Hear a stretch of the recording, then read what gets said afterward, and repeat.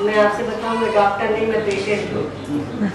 हाँ, तो आपसे एक बात कहना चाहूँगी मैं, और वो ये है कि मैं यहाँ खड़ी जरूर हूँ, मगर मैं हिंदी साहित्य की छात्रा नहीं रही हूँ।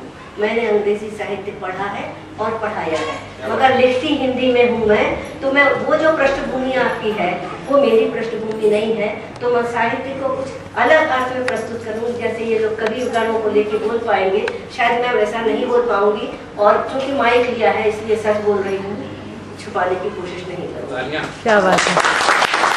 बात ये है कि साहित्य सबका हित वाली बात के अर्थ में लेकर मैं कह रही हूँ कि साहित्य में प्रयोग, साहित्य तो भाषा जो है that is the vehicle of thoughts. हम अपने विचार पहुंचाते हैं, उसकी एक गाड़ी है और उसमें से हम कोई भी बात पहुंचा सकते हैं। ये बात मैं कहना चाहती हूँ। हमारे यहाँ भी शब्द बहुत बड़ी शक्ति है। साहित्य में शब्द का ही तो उपयोग होता है। शब्द बहुत बड़ी शक्ति होती है, शब्द को शक्ति माना गया है हमारे यहाँ। जैसे बाण होता है वो जाके एकदम गंतव्य पर पहुंचता है, ऐसे ही हमारे शब्द होते हैं। साहित्य में तो शब्द है ही, शब्द से ही तो साहित्य का संसार सजा हुआ है। मगर मैं यहाँ उससे हटकर बात थोड़ा कहूंगी, क्योंकि साहित्य की चर्चा हमारे साहित्यकार बंधु करेंगे। वो ये है कि जनमानस जो होता है, जनमानस तो साहित्य, हिंदी साहित्य या विशिष्ट क्षेत्र से जुड़ा हुआ उतना नहीं रहता। उन तक अपनी बात कैसे पहुंचे, ये साहित्य का सबसे बड़ा मुझे धर्म लगता है। और इस धर्म को कई तरह से लोगों ने निभाया है, 19वीं शताब्दी के पहले भी, और उसके पहले की भी बात कहूंगी, बाद की भी बात कहूंगी। जब समाज में कोई संकट उठता है, जब समाज में कोई ऐसी हलचल आती है, तब शब्दों की शक्ति से ही बात जनमानस तक पहुंचाई जाती है। साहित्य ये भी है।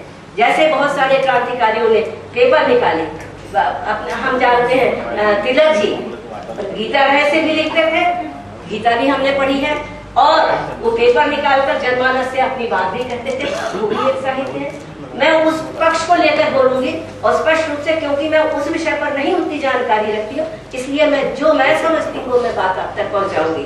तो राष्ट्र में जो समस्याएं उठती हैं, उन समस्याओं को लेकर जैसे बात जनता तक पहुंचाई जाए। हमारी बात अगर जनता तक नहीं पहुंची तो शब्द का क्या अर्थ है, किसी बात का क्या अर्थ है, ऐसा मैं मानकर चलती हूँ। तो समाज में बहुत तरह की बातें उठती हैं, राजनीतिक समस्याएं उठती हैं, सामाजिक समस्याएं उठती हैं। उन पर जो लोग खड़े होकर लिखते हैं, बोलते हैं और उन तक अपनी बात पहुंचाते हैं, वो भी एक साहित्य, वो भी एक प्रयोग है। और शायद वो सबसे सफल प्रयोग है। जीवन की शाला में, जीवन की प्रयोगशाला में प्रयोग किया हुआ वो शब्द है, और वो वहां तक पहुंचता है। इसके लिए हम लेंगे, मुझे याद आता है, मैं इतिहास की छात्रा हूँ, कि फ्रांसीसी क्रांति में लेखकों ने, रूसों ने क्रांति के लिए जो जमीन तैयार की, क्रांति की जमीन एक दिन नहीं तैयार होती। जनमानस में एक विचार को स्थापित करने के लिए 20 बरस कम से कम लगते हैं।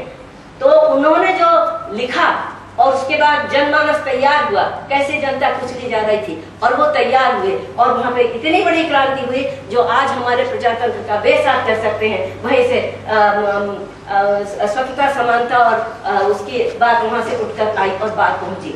और सामाजिक रूप से भी हम लोग में बहुत सारी विकृतियां हैं, हमें बहुत सारी कमियां हैं। इन कमियों को भी उजागर करने वाले जो होते हैं, भले कटाक्ष से हम कहते हैं आपस में, मगर उसको सही भाषा से आपको किसी को दिशा की तरफ इंगित करते हैं, वो लोग भी साहित्य ही रचते हैं। जैसे हमारे यहाँ व्यंग्यकार कह सकते हैं, उदाहरण के तौर पे।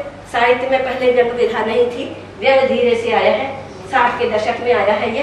तो हम क्या करते हैं, हंस के उड़ा देते हैं। हंस के उड़ाते नहीं, हंस के इशारा करते हैं, व्यंग्य से इशारा करते हैं, सुधारो इसको। इन गलतियों की तरफ सीधे अगर आप उंगली कहेंगे कि तू बेईमान है, तो वो हमको जो कर देगा वो समझने वाली बात है, कहने की जरूरत नहीं है। तो ये व्यंग्य जो है, व्यंग्य भी समाज का सुधार कर रहा है, ये भी तो साहित्य है। साहित्य बहुत तरह का होता है। जैसे अंग्रेजी साहित्य में स्टील और एडिसन हुए हैं, उन्होंने लोगों के साधारण कमियां जो थी, व्यक्ति में कमियां थी, उन कमियों को उन्होंने उजागर किया और लोगों ने उसको समझा। और उसको एक बहुत छोटा सा उदाहरण देना चाहूंगी। उन्होंने कहा कि आमतौर से हम क्या है, इस बात से बड़े अंदर अंदर दुखी रहते हैं, किसी से कहते नहीं है, मगर अंदर से मालूम है हमारी नाक ऐसी होती तो अच्छा था, हमारा रंग ऐसा होता तो अच्छा था। ये हम सोचते रहते हैं, किसी से कहने में शर्म लगती है, मगर बात सच है। तो उनने उसी को लेके कहा कि भाई ऐसा इंतजाम किया गया है कि आपकी नाक आपको पसंद नहीं तो आप वहाँ डाल दीजिए, आपका रंग आपको पसंद नहीं तो वहाँ से कहे आप अच्छा वाला उठा लीजिए। हाँ, तो कहे वो तो लोग बड़े खुश हो गए। मगर उसके बाद क्या हुआ, जब उसको धारण किया तो उनका व्यक्तित्व तो बोल हो गया। आप प्लास्टिक सर्जरी करा लीजिए, उसके बाद आपको पहचानेगा कौन? आप सुंदर भले दिखेंगे मगर आपकी पहचान तो गुम हो जाएगी।